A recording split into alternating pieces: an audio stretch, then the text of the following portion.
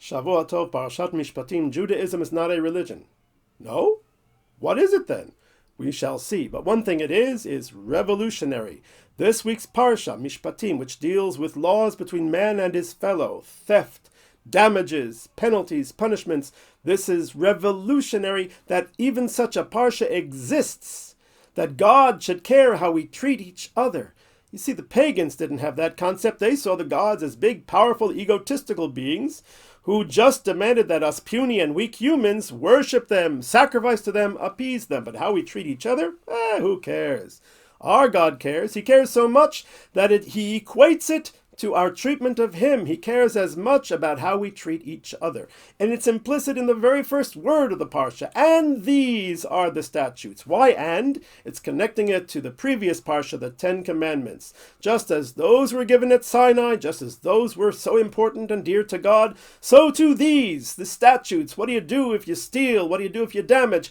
Were given at Sinai and are equally important to God. Revolutionary. And we see this in the story of Moses as he comes down from Mount Sinai and finds the people worshipping a golden calf. Oy vey! So he wants to break the first of the 2 tablets. Why the first and not the second? Because on the first it says, you shall have no other gods before me. And well, here the people are worshipping another god, a golden calf. Got to break that one. But the second one, which deals with between man and his fellow, not to murder, not to commit adultery, that they're fine, can keep that one. But when he goes to break the first one alone, it doesn't work. The second one goes with it. Why so? Because they cannot be separated. The Torah writes the word luchot, tablets, missing a vav, so that it is readable as luchat, the tablet. They may appear to be 2, but they really are 1. Revolutionary. The second revolution is in the idea of punishment. Punishment, according to the pagan world, is revenge. A person did a bad thing, they need to be bunked and clobbered and this and thatted. But according to Judaism, punishment is, believe it or not, for the benefit of the sinner, to rehabilitate and purify and atone for the sinner. And we will see that it is nuanced according to the spiritual damage committed or caused in the commission of the sin. A revolutionary concept. In America, they call jails correctional facilities. It's a great name. I don't know if what goes on inside is truly representative of the name, but the aspiration is fantastic. Punishment is to rehabilitate the soul of the one who committed the crime. We see this in a number of remarkable commandments. For example, the difference between a burglar and a mugger. A burglar comes and secretly steals so that no one sees them. If they're caught, they have to pay double.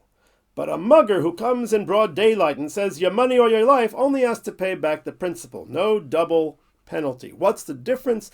Because spiritually the burglar is worse. He's afraid of his fellow human beings. Nobody should see him.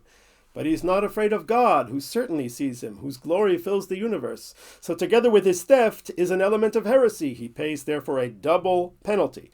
But the mugger is an equal opportunity insulter. He's not afraid of God and he's not afraid of his fellow human beings. So therefore there's a certain consistency there which lowers his penalty to only be principal. Another example I find the most interesting is the difference between one who steals and then sells or slaughters an ox, who pays back not double but 5 times the value of the ox, or a sheep, where he only pays 4 times the value of the sheep. Why is an ox a 5-fold penalty and a sheep only a 4-fold penalty?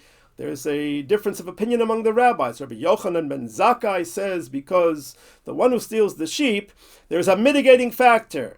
It's harder to steal a sheep because he's got to carry the sheep, whereas the ox walks under his own power. You just need to call the ox, hey ox, come on, and the ox will go. But the sheep, he's got to bend down and carry it, and his dignity is diminished therefore, so that mitigates it, and his penalty is going to be a little bit less.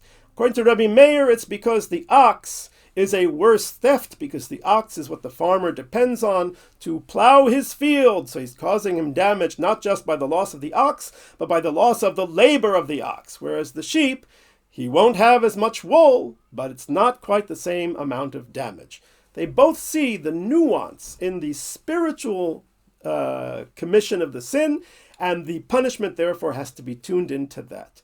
There are a couple of questions, though, that I would ask about these laws. First of all, according to Rabbi Yochanan ben Zakkai, the guy who steals the sheep because he's bending down to pick it up gets a discount, as it were, on his penalty, is so remarkable because he's getting the discount in the act of the commission of the sin. In other words, the fact that he's carrying the sheep, which is how he's got to steal it, lowers his penalty. How is that making sense? There are other things that don't make sense. Why is it specifically on living things? Why not inanimate objects? Why shouldn't the guy who steals a piano have to pay 4 times? Goodness gracious, talk about schlepping. And why should somebody who steals a plow or a tractor not have to pay 5 times? Talk about economic damage. So there is a point where these things are not so logical, and that brings us to the third revolution, that Judaism is not a religion. We'll go into this in a little more, but it shows us that each of these laws is not a law that we understand till the end. It is therefore what we will call a Chok, a divine decree. And the rabbis point this out too. And they say that the laws we got during the 10 Commandments, we observe them whether we understand them or not, because they came from heaven. So too these laws and Mishpatim, which seem to make sense, they also were given at Mount Sinai. Why do I need to know they were given at Mount Sinai? To know that we observe them even if they don't make sense. Because if I wouldn't know that, well, then I might use my logic to say, well, this law makes sense in a certain context, but I can find a context and an explanation, and if society changes and so forth, I can find a way to eliminate it altogether. So we observe every law of the Torah as if it were a Chok, a divine decree. This is a fascinating concept, and it comes in the story in the tractate of Brachot of the cantor who gets up in front of the congregation in order to make his own beautiful original prayer. And what does he come up with? A beautiful prayer. He says, God, your mercy extends to the nest of the mother bird. Have mercy on your people Israel. What is the nest of the mother bird? As we know, that if a person wants to take the eggs, they have to shoo away the mother bird first, so that the mother bird shouldn't be distraught when they're taking her eggs. It's an act of mercy, quite clearly so. So this cantor says a beautiful prayer, God, you are merciful to the mother bird. Have mercy on your people. So the congregation is supposed to respond to this. Are they supposed to say Amen? No, they're supposed to say, shut up. Shut up, says the Gemara. Mishatkinoto. We quiet the guy down. What's wrong with what he's saying? It seems to be a beautiful prayer. The answer is, he is taking a commandment of God and turning it into an example of mercy when it is really just a divine decree. We observe it because God said so, not because there is mercy in it. Still, this is a difficult idea. What do you mean, not because there's mercy in it? Of course there's mercy in it. But what it is teaching us is that all of the commandments of the Torah, while they may make sense up to a certain point, we observe them because they are divine decrees, even if we don't understand them. The paradigmatic example is the red heifer. That parsha starts with the phrase, Zot chukat haTorah. This is the law of the Torah. Notice how it does not say, Zot chukat hapara. This is the law of the para. That para duma, the red cow, that one doesn't make sense. No, it says haTorah. Everything in the Torah doesn't make sense necessarily. To a point, we observe it anyway. What does this mean? This is the third revolution, that Judaism is not a religion. King Solomon expresses this very powerfully, that he describes in the book of Ecclesiastes, the thirst, the need of the human being to find fulfillment. A person can search out fulfillment in so many different ways, and King Solomon says, I'm going to check it all out and report back to you. So he tries feasting and pleasure and wealth and glory and beauty and being busy and every other possible occupation under the sun, and at the end he comes back with the report, vanity. It's worthless. It doesn't work. What works? Keeping the commandments. Fearing the Lord and keeping the commandments. And then he says the most important 4 words. Ki zeh kol ha'adam. This is the entirety of man. What does he mean? I believe that the idea of Chok, of engraved law, is not going on the commandments. It's going on us and the commandments. Something is engraved means it does not change. It is permanent. What is it that is permanent? Human nature. The rabbis say that we have 248 limbs and 365 sinews, totaling 613, same number as the number of commandments.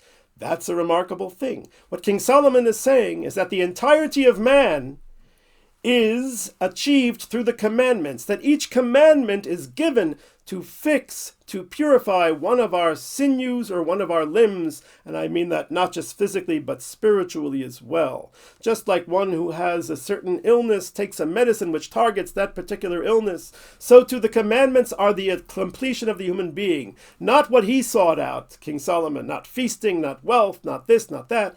It's the commandments. We are the Chok, and the Chok is how does each commandment affect us as a human being. That's what we don't always understand. I understand how certain laws make sense in society, but for example, how does putting tefillin on change me? How does shaking a lulav on sukkahs change me? How does paying 4 times if I stole a sheep or 5 times if I stole an ox change me? There is a spiritual component, and that is, I think, what the rabbis mean in that story. That the person who goes and says that your mercy extends to the mother bird, it's not that God is showing mercy, it's that he's giving us a commandment to cause us to show mercy, to strengthen the mercy limb, spiritual or physical, in our being. And that is why the prayer is inappropriate. It's putting it on God when it's really on human beings. That's a revolutionary concept. And by the way, I think that explains why the laws of 4 and 5 don't apply to inanimate objects, and why the person who is stealing the sheep is given a discount in the very commission of the sin, lifting up the sheep, because perhaps at that moment when he lifts up the sheep, an element of mercy is evoked in his soul as he carries another living being. So therefore his spiritual damage is not as great. That's part of the atonement, part of his purification, one could say. And perhaps the damage of stealing an ox is psychologically and emotionally much worse than stealing a plow, because a farmer has an emotional connection to their ox, which they don't have to the plow. So one could see that the nuance of each of these penalties connects to the particular spiritual illness of the one who committed the crime. Thus, Judaism is not a religion. It is, as King Solomon said, the totality, the entirety of the human being. Judaism is life itself. And instead of searching for the meaning and all of the external, superficial things like King Solomon described, if we search for the meaning by just observing the commandments, whether we understand them or not, that is what will nourish our entire being.